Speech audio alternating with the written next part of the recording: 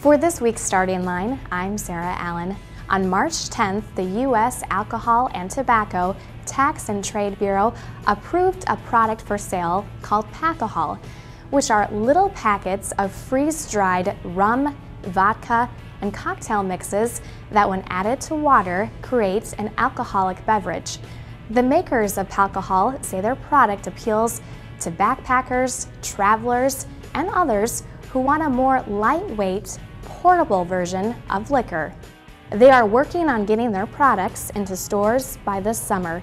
However, some want to see it banned before it hits store shelves based on concerns that people will misuse the product. Representative Joe Atkins, a DFLer from Inver Grove Heights, is proposing to ban the product from Minnesota for 1 year while the licensing and public safety issues surrounding the product are studied. Atkins sponsors House File 1937 that would require the legislature to get more information about whether current laws could be adequately enforced with regard to the manufacture, importation, distribution, and sale of powdered alcohol, as well if there is a potential for greater abuse of and addiction to powdered alcohol relative to malt liquor, wine, and distilled spirits. Thank you, Representative Atkins, for talking to us about your bill. Why are you proposing this study on powdered alcohol? Primarily, I was approached by school board members and some parents who were concerned about the fact that powdered alcohol might be snuck into school, snuck into games. There were a couple people that suggested it might be sprinkled on food to doctor food, or it might be put into drinks that an unwitting victim, a non-alcoholic drink, snuck into it to try to take advantage of somebody. So my concern was, I don't know what the answer to those questions are, but I do know that before it goes on sale in Minnesota, we at least ought to have answers to that.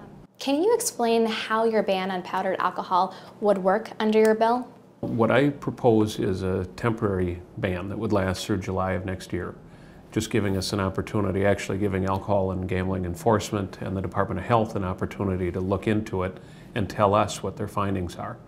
And if they suggest to us that it is more of a danger than it is a good product, then I suspect then we'd put a permanent ban on it.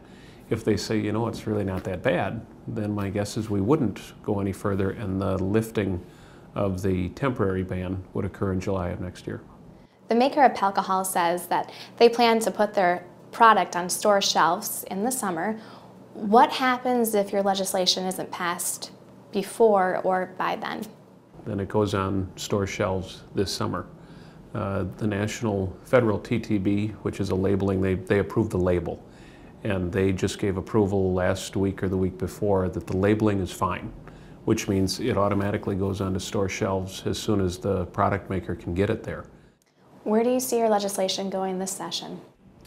Well, it's already made it into the liquor omnibus bill, which will be on the floor likely sometime in April. I believe it's already in the Senate's version of that same bill. So that's a pretty good sign, if you're on both sides of the bill. So I'm hopeful it'll pass the House and Senate and become law effective immediately. Coming up next week, Starting Line will feature a new bill and look to see if there's any updates on Representative Atkins' bill. And remember, hundreds of bills get introduced every legislative session in Minnesota. All of them first have to cross the starting line.